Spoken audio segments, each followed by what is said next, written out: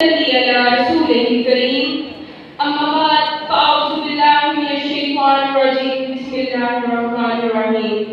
السلام علیکم جناب صدر آج مجھے جس موضوع پر لب کشائی کا موقع ملا ہے وہ ہے کبھی اے نوجوان مسلم تدبر بھی کیا تم نے جناب صدر تدبر سب کی ضرورت ہے اور فکر کرنا زندگی کی علامت ہے زندہ لوگ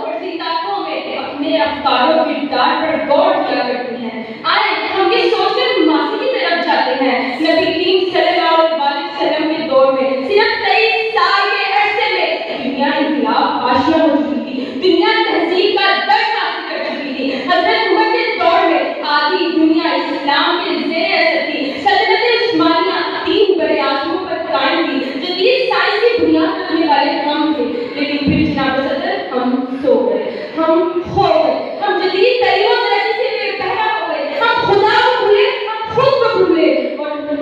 اور جس ریا پر کمن ڈالنا بھول گئے تھے تو وہ آباد تمہارے ہی مگر تم کیا ہو تھے تو وہ آباد تمہارے ہی مگر تم کیا ہو ہاتھ پہ ہاتھ کرے منتظر پردہ جناب صدر عہد حاضر کے نوجوان سے میں اس کا سار کرتی ہوں کہ کبھی تم نے اپنے ضمیر سے پوچھا ہے کہ تم نے اپنے مقام مرتبہ اپنی حقیقت اور موجودہ حالات میں اپنی قوم کی حالت زار پر دوسرے گائیڈ تبصرہ کیا ہے اگر تم اپنی سرگرمیوں کو اپنی قومی حالت کا موازنہ کرو تو اگر تم زندہ ضمیر ہوئے تو آنے بھی کا تمہیں شرمندہ ضرور کرے گا اگر آج کشمیر اور فلسطین کے مسلمانوں پر برپا ہونے والے حشر نے تمہاری موجود اختلاف کو پیدا نہیں کیا تو تم صرف زندہ لاشوں کے سوا کچھ نہیں ہو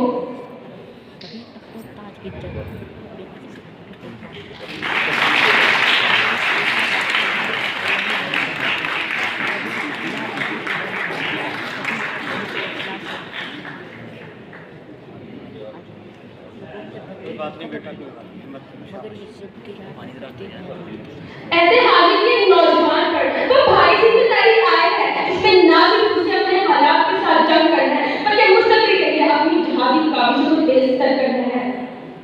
آج ہم کی چکی میں پھسنے والے بھلے آج ہم زبان کے دور کی پکار میں اس روایتی سسٹم میں ادب کی ضرورت ہے ورنہ ہمارا نام و نشان ہٹ کر غلط کی طرح ہمیشہ کے لیے مٹ جائے گا ظلم بچے جنگ رہا ہے پوچھاؤ بازار میں ظلم بچے جنگ رہا ہے پوچھاؤ بازار میں عدل کو بھی سامنے اولاد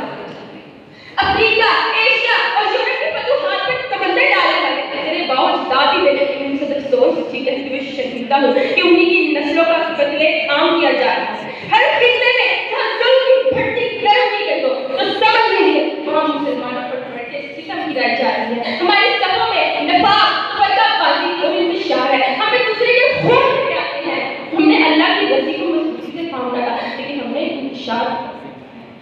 فرقہ بندی ہے کہیں اور کہیں ذاتیں ہیں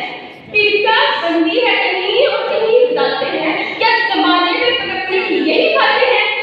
ہم روز بروز ذلت و پستی کی اتھام میں گرتے چلے جا رہے ہیں تو کبھی ہم نے سنجیدگی سے سوچا ہے ہماری صرف کون سی ہم کس منزل کی جانب گامزن ہیں ہم روایت مجھے کی اندر و تفریح میں اس قدر ہو چکے ہیں کہ اپنی مذہبی ثقافتی دار کو فراموش کرتے جاتے ہیں ہم ذہنی اور فکری طور پر اس قدر گر چکے ہیں کہ ہم نے اپنے فیصلے کی پہچان کی بقول شاعر ہم سیاہ وقت زمانے میں بنام جدت ہم سیاہ وقت زمانے میں بنام جدت اپنی تہذیب کا ہر نقش مٹا دینا چاہیے اے نوجوان تم ہوش سے نام لے فرقہ بندی نسلی تعصب اور لسانی ناخوشا سے نکل کر دائرۂ اسلام میں داخل ہو جا ورنہ باطل تجھے مٹا کر دے گا بقول اقبال